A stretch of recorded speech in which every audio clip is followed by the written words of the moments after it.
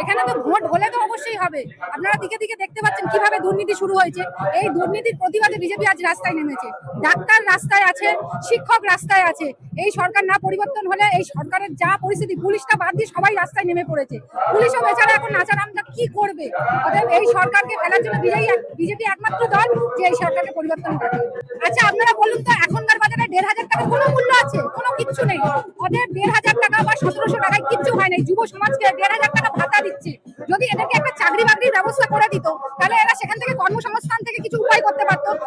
ভাতা না দিয়ে কর্মসংস্থান করতে হবে, যেটা বিজেপি সরকার এলে আমরা কর্মসংস্থান দেবো। আর আপনারা আগেই শুভেন্দুদার মুখ থেকে শুনেছেন অন্নপূর্ণা ভান্ডার দেবে, যেটা ৩,০০০ টাকা।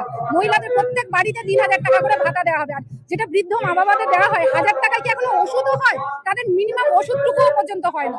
অতএব পরিবর্তন যাত্রার মাধ্যমে শুধু যে বাংলার মানুষ পরিবর্তন, যুব সমাজ কর্মজীবন ফিরে পাবে, মহিলারা নিজেরা আত্মরক্ষা করতে পারবে। আর এই যে মহিলাদের, মমতা ব্যানার্জি নিজে একটা মুখ্যমন্ত্রী হয়ে উনি কি বলছেন মহিলাদের রাত্রিবেলা বেরোবেন। তাহলে আমরা রাত্রিবেলা বেরোবো না? আমাদের প্রয়োজন থাকতে পারে না? আমাদের দিকে দিকে এত আমাদের বাচ্চারা পড়াশোনা করছে, তারা স্কুল কলেজে যাবে না, তারা টিউশনে যাবে না? তাহলে তাদের ফেরার সময় এই সিকিউরিটিটা যদি মমতা ব্যানার্জি নিজে এখন একটা মুখ্যমন্ত্রী মহিলা হয়ে সে যদি না সেই সিকিউরিটি দিতে পারে, তাহলে ওনাকে এই সিট পদত্যাগ করা উচিত।